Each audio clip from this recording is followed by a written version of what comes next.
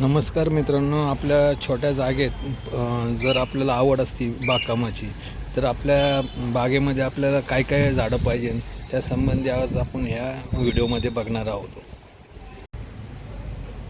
रोजच्या भाजीमध्ये फोडणी जेव्हा दिली जाते त्यावेळेला कढीपत्त्याची आठवण येते. म्हणजे आपल्या घरात कढीपत्त्याचं रोप हे पाहिजे.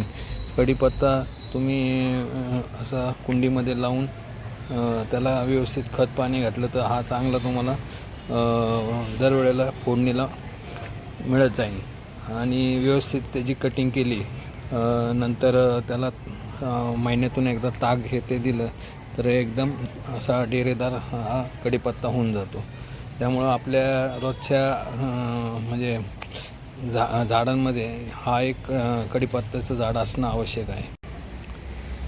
कढीपत्त्याची माहिती बघितल्यानंतर आपल्या बागेमध्ये आळूची पानं ही असणं आवश्यक आहे. आळूची पानं अशी टोकदार जी असते ती जी आळूची वडी चांगली होती. आळूच्या पानाची आपण महिन्यातून एकदा तरी खाण्यात यावं. आळूची भाजी बनवा किंवा वडी बनवा. तर तुम्ही अशा पद्धतीने कॅरेटमध्ये म्हणा कुंडीमध्ये म्हणा अशी आळू लावू शकता. आपल्या बागेमध्ये आता कढीपत्ता आणि आळू ही अशी लावून आपण आपल्या छोट्या जागेत बाग बनवू शकता. कढीपत्ता झाला, आळू झाली आणि आता हा बघा शेवगा. कुंडीमध्ये हा शेवगा लावला ना की शेवग्याच्या शेंगा मिळतात.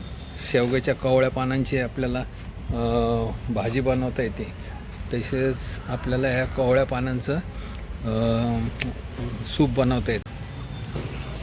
अशा पद्धतीने आपण आपले टेरेस गार्डन छोट्या जागेमध्ये फुलवू शकता. त्याच्यामध्ये आपण आज काय काय पाहिलं तर कढीपत्ता पाहिला, आळूची पानं पाहिली आणि शेवगा पाहिलेला आहे.